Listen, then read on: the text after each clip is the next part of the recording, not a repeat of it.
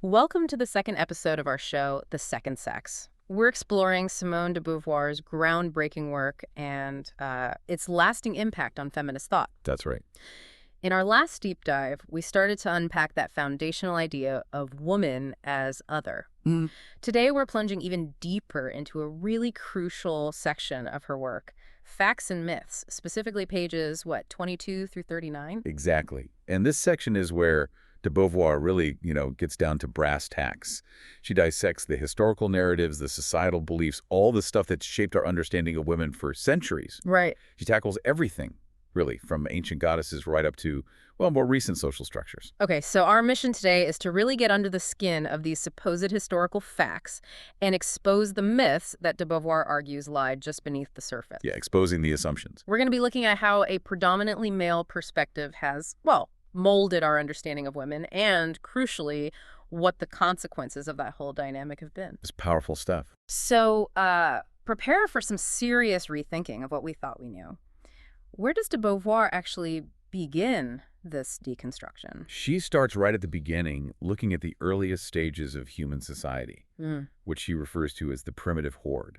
Okay. And her argument is that the fundamental, the biological and economic conditions of these early groups, they actually kind of set the stage for male dominance.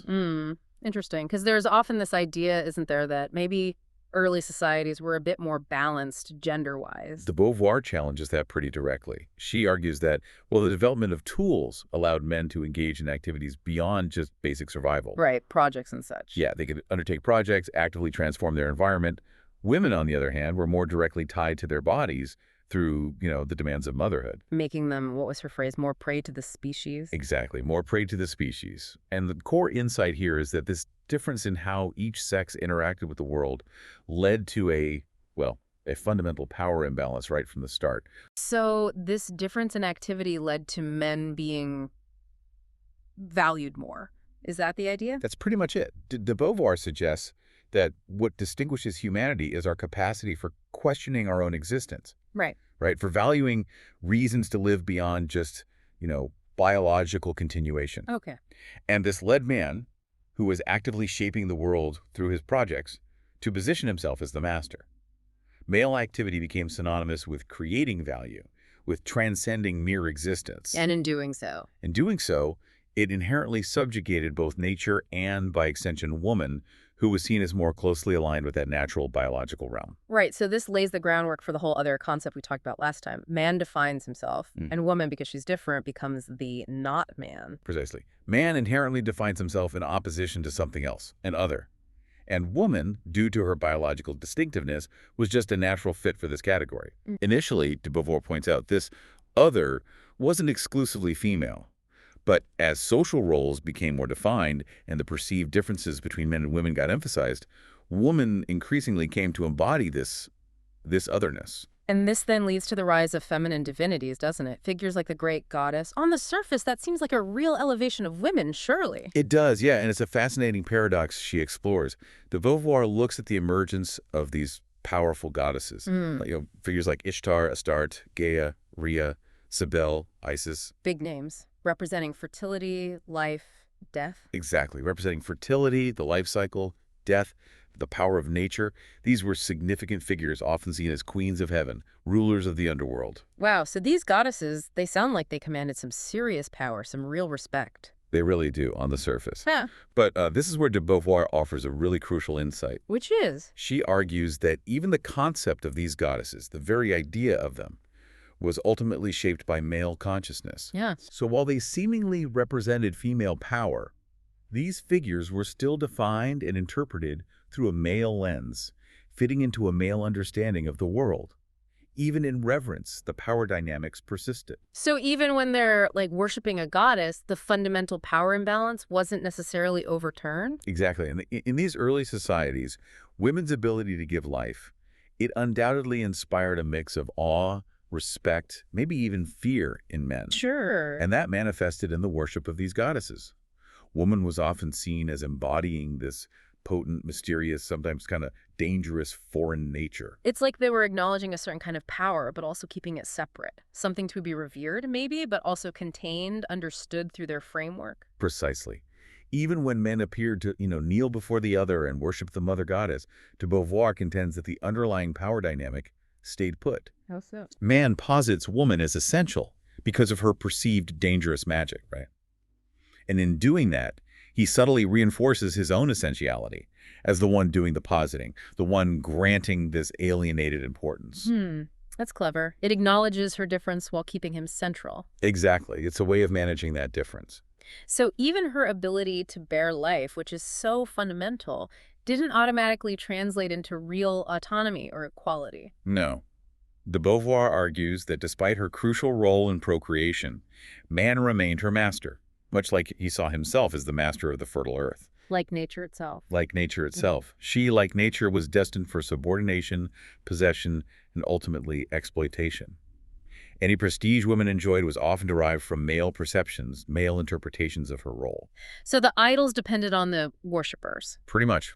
All idols, however powerful they seemed, were ultimately dependent on man's belief, which meant they could be destroyed or replaced when male perspective shifted. This feels like a really pivotal point in her argument. How does this male-centered view become even more well-entrenched? She then moves on to look at the development of patriarchal societies. Now, she acknowledges that some early cultures might have shown traces of matriarchal influence, maybe a more balanced power dynamic. But the trend was towards patriarchy. But she suggests a prevailing tendency towards patriarchy as men developed a stronger sense of self-awareness and actively started asserting their will. So even when faced with the mysteries of life, the power of nature, men didn't really let go of the reins. That's her argument, yeah. Under patriarchal systems, women increasingly became treated as property. Literally property. Yes, initially considered the property of their brothers, and then this ownership was transferred to their husbands upon marriage. De Beauvoir gives some stark examples. Like the widespread exposure of female infants in some cultures, she mentions the Arab practice of infanticide. Choosing to raise a female child was seen almost as an act of generosity, not acknowledging her inherent right to life. It clearly shows how they were devalued. Wow, that's brutal. It is. And she also points to cultural practices that emphasize this disparity, things like different purification rituals after childbirth, depending on the baby's sex. How so? Well, in some Hebrew rituals, for instance, mothers of daughters needed twice the purification period compared to mothers of sons. Really shows the difference in perceived value. Absolutely. And then there's the blood money, the compensation paid for injury or death. It was significantly lower for women, reflecting their lower legal and social value. And this property idea extended into marriage and family life. Completely. Fathers had absolute authority over daughters, power transferred to the husband on marriage. Polygamy was generally fine for men, but wives had very few rights. And chastity. Strict chastity was imposed on women. Why? Primarily to ensure legitimate male heirs and to control female sexuality, which was viewed as another form of male property. So infidelity for a woman was? It was considered a grave offense, almost like high treason against the husband's ownership in the family line. It paints such a stark picture, women reduced to vessels, possessions. She then turns to ancient Greece, doesn't she? A place we often link with democracy. Was it better for women there? Well, Greece is lauded for its democratic ideals, but de Beauvoir gives a pretty critical view of women's actual experience. She does acknowledge that in the earlier heroic period, like in Homer, you get glimpses of female power, some influence. But later. But by the classical period, women were largely pushed into the domestic sphere, confined to their chambers. The infamous gynecium. That's the one. And the attitude, you can kind of sum it up with Hesiod's line. He who confides in a woman confides in a thief. Yeah. And during the classical era, this confinement got even stricter. Pericles' famous statement, the best woman is she, of whom men speak the least, really sums up that ideal of female invisibility, female silence in public life. Were there any voices challenging this in Greece? Any dissenters? Plato stands out as a notable exception, definitely. In his Republic, he controversially suggested girls should get the same education as boys. Radical for the time. Hugely. He even suggested a council of matrons. But these ideas were met with considerable ridicule. You see it in Aristophanes' plays. So he was mocked for it. Oh, yeah. Far more representative were figures like Aristotle. What did he say? Famously asserted that woman is woman because of a deficiency. He advocated for strict home confinement, complete obedience to men, even argued their deliberative capacity was weak. So even the great thinkers often reinforced female inferiority. Indeed. And Xenophon's Economicus further cemented that image of the ideal woman as, well, a silent, efficient manager of the household, nothing more. And alongside this reduced status, there was actual misogyny. Oh, absolutely.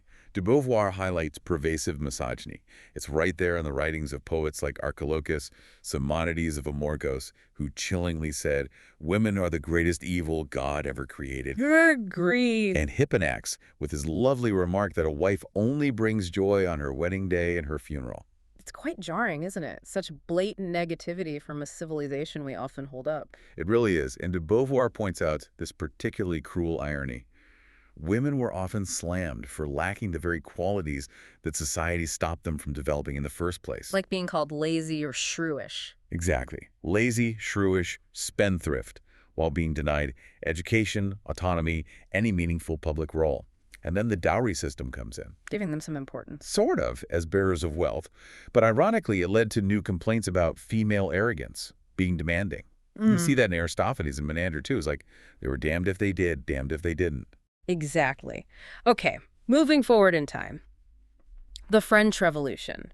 A period all about liberty, equality. Surely things improved for women then. You'd certainly hope so, wouldn't you, given all the talk about human rights? But de Beauvoir reveals a much more complex and ultimately pretty disappointing reality for women during the Revolution. Yeah. While the Revolution did bring some legal changes that theoretically applied to everyone, the promise of equality didn't really extend fully to women in practice. So efforts like Olympe de Gouges. Yes, her courageous declaration of the rights of woman and the female citizen, directly mirroring the men's declaration, demanding an end to masculine privileges, it unfortunately just failed to gain traction. And she paid a heavy price. She did, tragically. Executed for her radical views. Similar ideas in other pamphlets also fizzled out. So even revolutions for freedom don't automatically include everyone. It seems not. Women's political clubs, which sprang up as spaces for activism, were largely absorbed or just shut down by men. Yeah. Figures like the prosecutor Chaumet publicly reinforced traditional views. Women's place was childcare, household duties. That sentiment led straight to banning women from political participation altogether. Wow. But there were some legal gains. There were some, yes, equal inheritance, divorce was legalized.